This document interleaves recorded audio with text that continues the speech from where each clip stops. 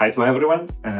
This is a new series we are creating of the waves. So in this new series, in this new format, we are going to present some of the data profiles we have in Datwave, our tech company here in BIP. And this is a format where we don't know the question before the interview, so everything is very natural, everything is just as it comes, we could say. So, I begin with my presentation. I'm Andrea Martino. I'm a recruiter here in BIP, and I've been in this company since 2020, so from the beginning of the COVID, just to say. And now I will let speech to Niccolò. Yes, so I'm Niccolò. I'm Niccolò Borgato, so have my surname too. I'm a cloud engineer in Datwave. I've entered the BIP 2 years ago when Datwave didn't exist. So I'm not one of the founders, but unfortunately, but I was in the first wave that went through from Xtech to Datwave. That was this company created to work especially with GCP, so Google Cloud. I've worked now, I think it was founded around last year, I think, 1 year ago. So it's been now some time that I'm in the company, and it's been a lot of fun. So nothing now, I will introduce Ilaria. Hi, I am Ilaria. I am a Politecnico Milano student. I study management engineering, and I'm here because I am an associate of JEMP. JEMP is the junior enterprise of Milano Politecnico, and we are such like a company, a consultancy company. And we like to say that we are like a bridge between the students and the university. So I'm here for interview you. Thank you. And so start with the first question, and in particular it is connected with my experience. At Polyme we don't have a lot of opportunity to do internships because of the fact that it's very difficult to follow the class and doing the exams. And so I want to ask if it's a problem, in your opinion, how the student can show their potential if they don't like this. Okay.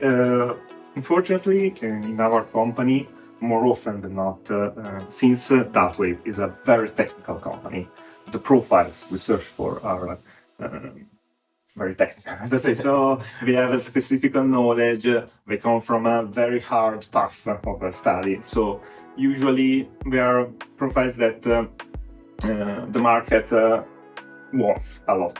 So in order to be attractive to these kind of profiles, we more often than not go directly with a permanent contract.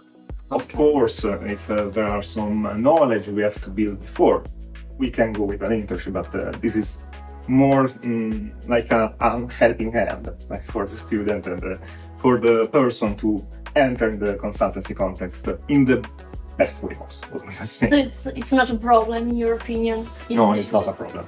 Okay. For my experience as a child, I entered the company without doing an internship, so okay, I entered directly like that. I mean, it was okay, I guess. Okay. I didn't complain. I didn't complain. Okay, very well. So Datwave is a very specific division of BIP, and if you have to explain to a 10-year-old child what do you do and what is Datwave, how would you explain to him? Okay, so not easy. Imagine. Yeah.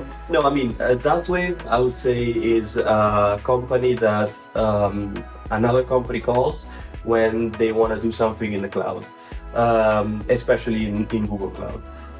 So what happens is, I imagine, I don't know, a company that you want, and they want to, I don't know, create a new data platform or have a new website or anything you can imagine, actually. AI, of course, I forgot about that. They call us and they say, look, we want to do this. What should we do? We don't know. We don't have the people to do it.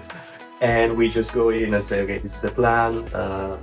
do you like it or not? And they say yeah. I mean, I don't know. Sometimes they say no, but when they say yes, we go there. How do you explain what is a cloud to a child? Oh, now it's back to university for me. Okay, I would say is for to a 10-year-old. Yes. Okay. 15. Maybe okay. to 12, I think.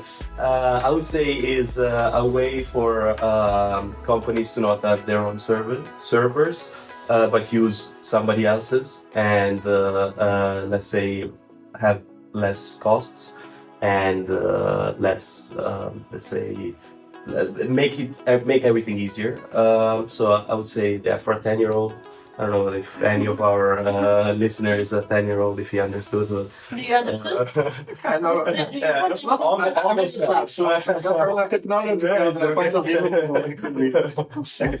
made it as easy as possible, but yeah, let's not go deeper otherwise. They might find out that I don't know stuff. I'm joking. So, do you think that in this world that is going so fast, which will be the essential skills? It's a question for both of you. That a student, but also a person, has to be in the next 10 years. It's technical, both technical or soft. Or soft. Yes. Okay, I think you are more prepared than me. Well, of course, with the coming of the AI, there's a lot of talk about what the next skills are going to be in the future. So. I think, I have to say it because it's my perspective, it's the HR perspective of course, but soft skills, communication skills, persuasion skills are going to be very important in the future, because AI is a very powerful tool that can help in a lot of ways and can create useful insight, can create useful instrument to communicate, but the decision and the intuition to go on a certain path and communicate in a certain way instead of another way is something very human, and it will be very important for me. Totally agree. Yeah, I agree. Like, especially in the technical world with the AI coming, it's been very different. Even in the 2 years that I've been working here, if you're coding now, you have a million help.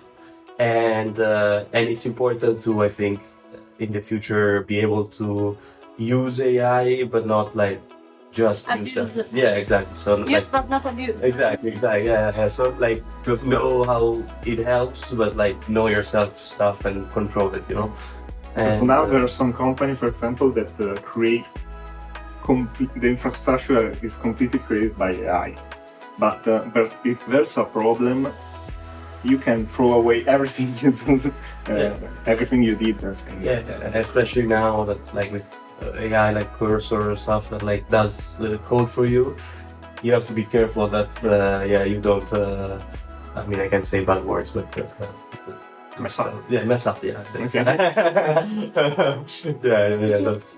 I understand that you in the technical part use the AI, but my question is, you. Like an HR, do you use AI in some? We're experimentally introducing some AI tools, and as I say, they can be helpful in certain regard. But I see it's more difficult for. Yeah, there are some repetitive and, from a human point of view, tasks that don't add a lot of values that we do, bureaucratic stuff.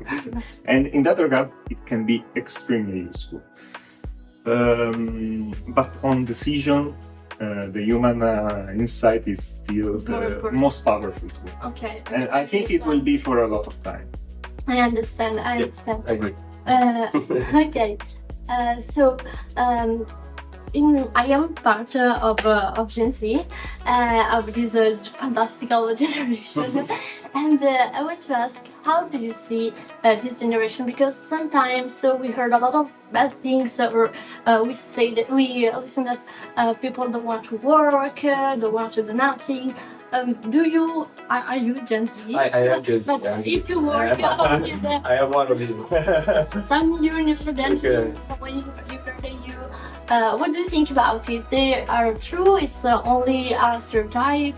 What do you think? I could defend your Gen Z. I can say this. I mean, They're together.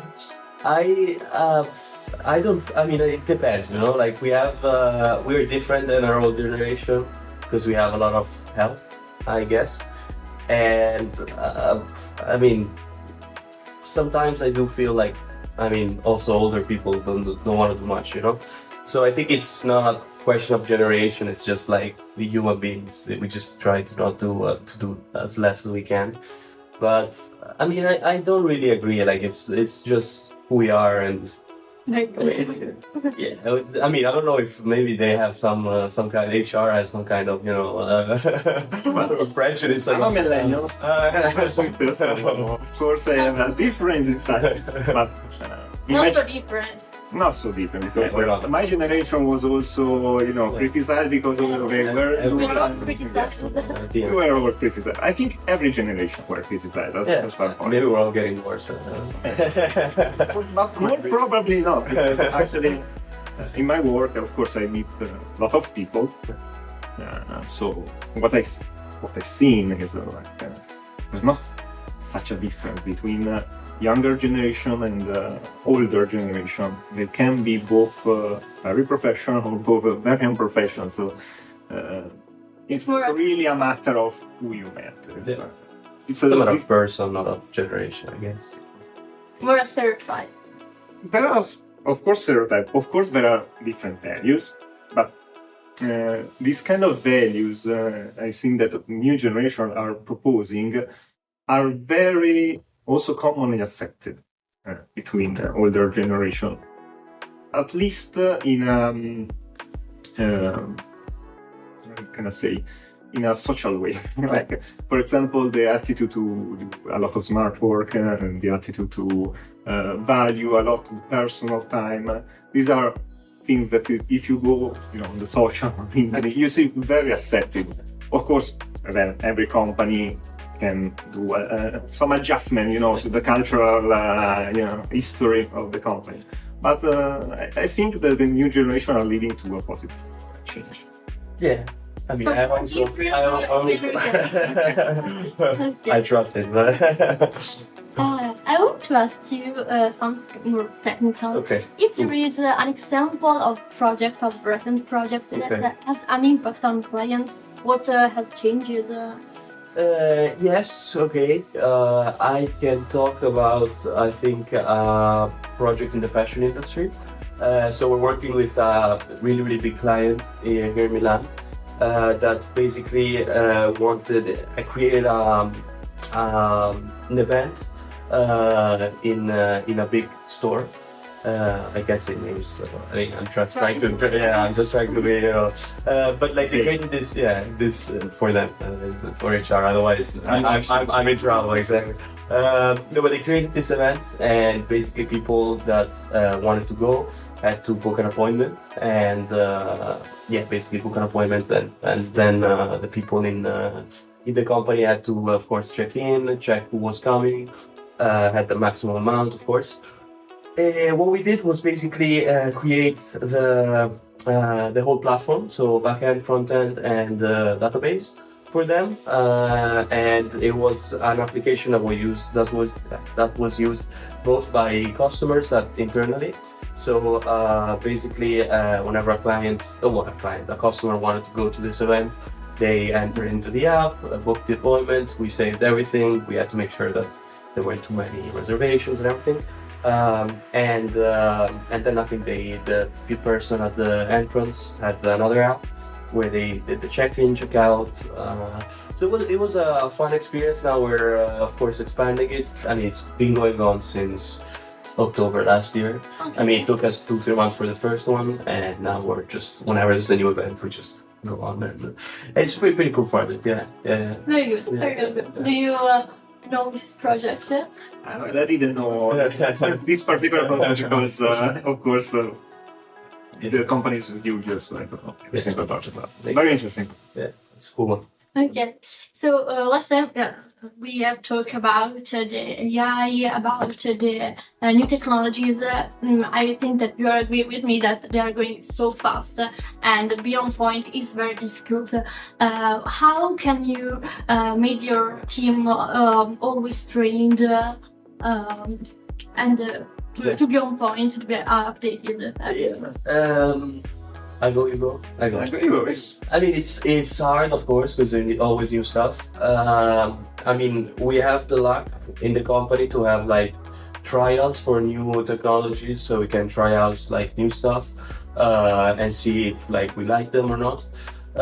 So it's, I mean, at the end, it's all about having someone, like some of your colleagues that knows something and just shares it with everyone, you know?